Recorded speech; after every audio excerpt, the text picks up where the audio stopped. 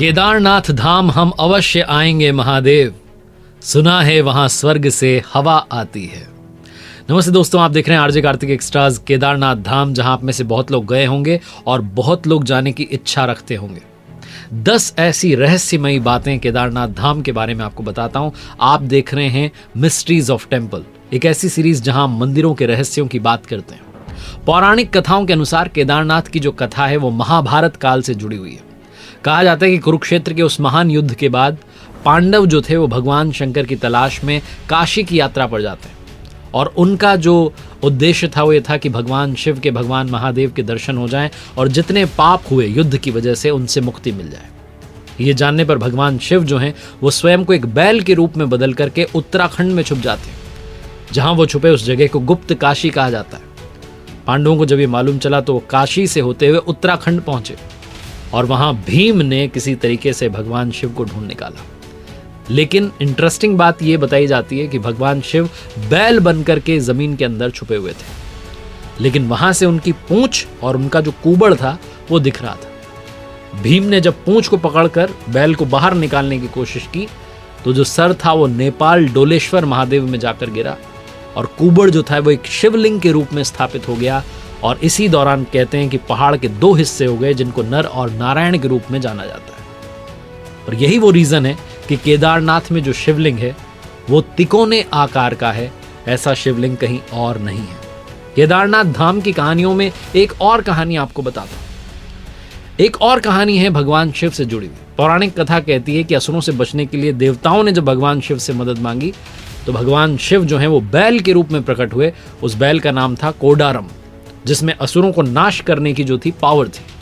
उस बैल ने अपने सींग से और खुरों से असुरों का नाश कर डाला और नाश करने के बाद भगवान शंकर जी ने, शिव जी ने उन्हें मंदाकिनी नदी में फेंक दिया और उसी कोडारम बैल के नाम से इस मंदिर का नाम केदारनाथ रखा गया। तीसरी इंटरेस्टिंग बात है कि केदारनाथ जो मंदिर है वहां से आधा किलोमीटर से भी कम दूरी पर एक मंदिर और है जिसका नाम है श्री भैरवनाथ मंदिर। भैरवनाथ को इस एरिया का क्षेत्रपाल कहा जाता है, जिनके द्वारा केदारनाथ मंदिर और आसपास का जो स्थल है उसकी सुरक्षा की जाती है। जो कोई भी केदारनाथ यात्रा पर जा रहा है उसे इस भैरव मंदिर में दर्शन करना आवश्यक कहा जाता है, वरना ये जो केदारनाथ धाम की यात्रा है ये पूर्ण नहीं मानी जाती है। सर्दियों में जब पट बंद होते हैं तब कहते हैं कि बाबा केदारनाथ की जो रक्षा है, इस मंदिर की जो रक्षा है केदारनाथ मंदिर की, वो बाबा भैरवनाथ के द्वारा ही की जाती है, तो इसीलिए उन्हें क्षेत्रपाल कहा जाता है। केदारनाथ मंदिर के बारे में एक और इंटरेस्टिंग फैक्ट है यहाँ के पुजारी जी।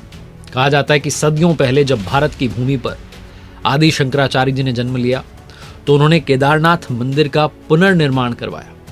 उनकी समाधि भी इस मंदिर के पीछे स्थित है और आदि शंकराचार्य जी के द्वारा केदारनाथ मंदिर की देखभाल और पूजा अर्चना का जो कार्य था वो कर्नाटका स्टेट के वीराशैव जंगम समुदाय के ब्राह्मणों को सौंपा गया और ये परंपरा, ये ट्रेडिशन आज तक चला आ रहा है। इसके साथ ही जो मंदिर के जितने भी पूजा अनुष्ठान हैं और बाकी के कार्य हैं वो आज भी कन्नड़ भाषा में किए जाते हैं। अगला इंटरेस्टिंग फैक्ट जो है केदारनाथ धाम के शिवलिंग के बारे में है। बहुत ही रहस्यमयी और अद्भुत जो शिवलिंग है, जिनके दर्शन करते ही आपके मन को अद्भुत शांति मिलेगी। ये शिवलिंग त्रिकोण के आकार का है, जिसको भगवान शिव के बैल रूपी अवतार के पीठ वाले हिस्से का अंश माना जाता है, जो कथा मैंने आपको महाभारत की बताई। कहा जाता है कि बैल का जो पीछे वाला भाग महाबली भीम ने पकड़ा, जिस कारण वो भाग वहीं रह गया। बैल के जो 4 भाग थे वो बाकी स्थानों पर प्रकट हुए और इन 5 स्थानों को इकट्ठा करके सम्मिलित रूप से अगर कहा जाए तो पंच केदार के रूप में जाना जाता है। छठा इंटरेस्टिंग फैक्ट जो है वो गर्भगृह की अखंड ज्योत के बारे में। केदारनाथ धाम के गर्भगृह में जो अखंड ज्योत जलती है वो अद्भुत है। गोवर्धन पूजा के दिन जब मंदिर के कपाट बंद कर दिए जाते हैं और 6 महीने के बाद जब सर्दियों के बाद में मंदिर दोबारा खोला जाता है तो कहते हैं कि अखंड ज्योत ऐसी ही जलती हुई पाई जाती है।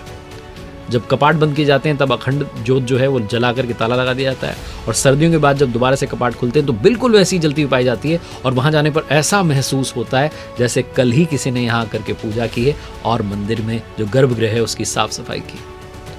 और आपको जानकर के आश्चर्य होगा और आपकी भक्ति और प्रगाढ़ होगी कि 2013 की वो जो आपदा आई थी, त्रासदी आई थी, तब भी मंदिर का जो दीपक था, ये जो अखंड ज्योत थी, ये ऐसे ही जलती रही।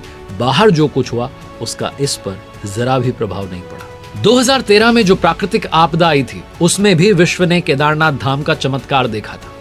उस प्राकृतिक आपदा में हजारों लोगों की जानें गईं, केदारनाथ धाम तक पहुंचने का जो मुख्य रास्ता था वो तहस नहस हो गया, बहुत ज्यादा तबाही हुई। लेकिन उस भयंकर आपदा में भी जो मंदिर था उसे तनिक भी नुकसान नहीं पहुंचा। और इसका रीजन बताया गया कि बाढ़ के साथ जो पानी आ रहा था उसमें बह करके एक विशाल चट्टान आई जिसे भीमशिला के नाम से जाना जाता है। जब बाढ़ का पानी तेजी से केदारनाथ मंदिर की ओर बढ़ रहा था तो पानी के साथ एक विशाल चट्टान बहते हुए आई और मंदिर के पीछे वाले हिस्से में आकर के रुक गई। बाढ़ का जो पानी था उस चट्टान से टकरा करके दो भागों में बट गया और मंदिर के दोनों ओर से निकल गया। और इसी कारण से मंदिर को कुछ भी नुकसान नहीं हुआ। ये एक ऐसा चमत्कार था जिसे पूरी दुनिया ने देखा। एक और इंटरेस्टिंग बात आपको बताता हूं, जैसा मैं बोल रहा था कि केदारनाथ धाम जो है भक्तों के लिए सिर्फ 6 महीने खुलता है। मंदिर के जो कपाट हैं मई महीने की अक्षय तृतीया के दिन खोले जाते हैं और फिर 6 महीने के बाद में दिवाली के बाद गोवर्धन पूजा वाले दिन इन्हें बंद कर दिया जाता है अखंड ज्योत जला करके। और जैसा मैंने बताया कि वो अखंड ज्योत जो है जब दोबारा से पट खुलते हैं तब भी जली हुई ही पाई जाती है। एक और इंटरेस्टिंग बात यह है कि केदारनाथ मंदिर जो है वो समुद्र तट से सी लेवल से 22,000 फीट की ऊंचाई पर 22,000 फीट की ऊंचाई पर यह मंदिर है।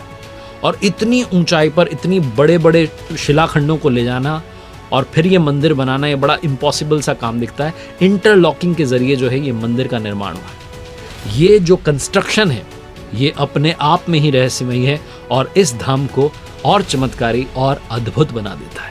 और सबसे कमाल का फैक्ट आखिरी में आपको बताता हूं कि ये मंदिर जो है केदारनाथ धाम ये 400 सालों तक कहा जाता है बर्फ के नीचे दबा हुआ था। Wadia institute of Himalayan geology, ये देहरादून में एक इंस्टीट्यूट है जिन्होंने एक फैक्चुअल रिपोर्ट जो है फैक्चुअल स्टडी की है और वो बताते हैं, उनकी रिसर्च रिपोर्ट कहती है कि 13वीं और 14वीं शताब्दी में एक लघु हिमयुग आया था जिस दौरान ये केदारनाथ मंदिर पूरी तरीके से बर्फ से ढका रहा। और ये साइंटिस्ट ने जो है कंक्लूजन निकाला, ये तब निकाला जब मंदिर की जो कंस्ट्रक्शन है, जो संरचना है, उसके अंदर कई सारी उनको पीली येलो कलर की लाइंस दिखाई दी। तब उन्होंने बताया कि 400 सालों तक तकरीबन बर्फ के अंदर ये मंदिर जो था वो ढका हुआ रहा। आखिरी में जाते आते बस ये बताना चाहता हूँ कि पुराणों में भविष्यवाणी की गई है कि भविष्य में केदारनाथ धाम लुप्त हो जाएगा। पुराण कहते हैं कि नारायण की शक्ति से पहाड़ों का आपस में मिलन होगा और जो धाम है यहाँ पर वो सब लुप्त हो जाएंगे। पहाड़ों के आपस में मिलने से इन धामों के जो रास्ते हैं वो लुप्त हो जाएंगे और ये अपने आप में एक मिस्ट्री बनकर रह जाएंगे, रहस्य बनकर रह जाएंगे।